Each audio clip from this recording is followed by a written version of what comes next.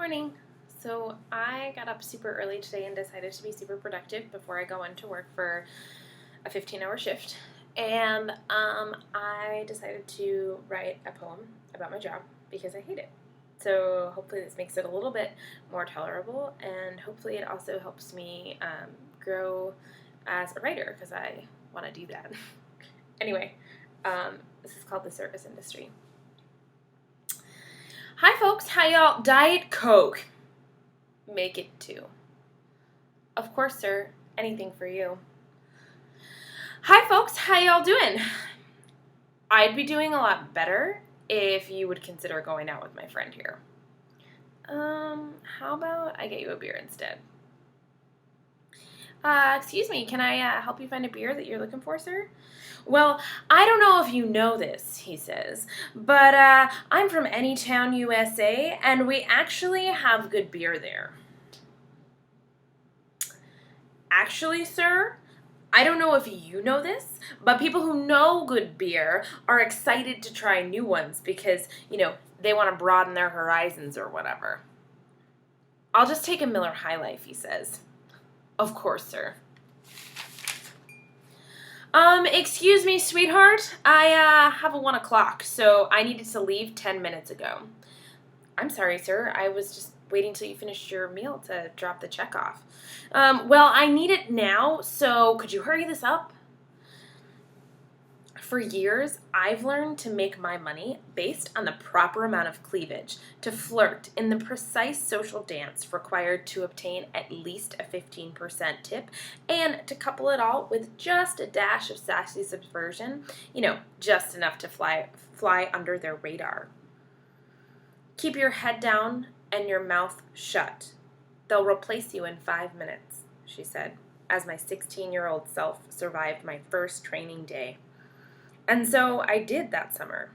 Even when a guest threw their check presenter at me after I answered honestly when he asked me the nationality of my name, and even when I was publicly mocked by my superior for having a girlfriend in front of the entire staff, and even when members of the staff attempted to comfort me with their acceptance, because who are they kidding? That shit would be hot to watch.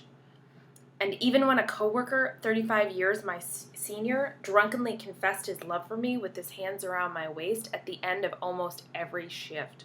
And even when I wasn't hired back because my queerness made me less desirable. I told myself the next place wouldn't be as bad. The money is so easy. How can I say no? And it wasn't really that bad after all, was it? The next place taught me to drink, and heavily.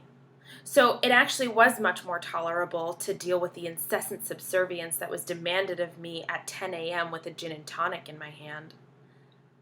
That is, until the owner raped me one evening after my shift. My coworker said, "You wanted it. There's no way you can consider yourself a lesbian now."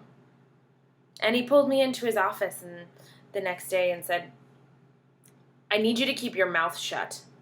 After all, I do have a fiance, and the last thing I need is for you to fuck that up." Let me know if you need a recommendation, he says, because, you've really done a lot for us this summer. The next job was going to be different, I told myself. It's such easy money. And it was. But this time, I had a drunken college boy push me up against the wall because I wouldn't let him use the bathroom.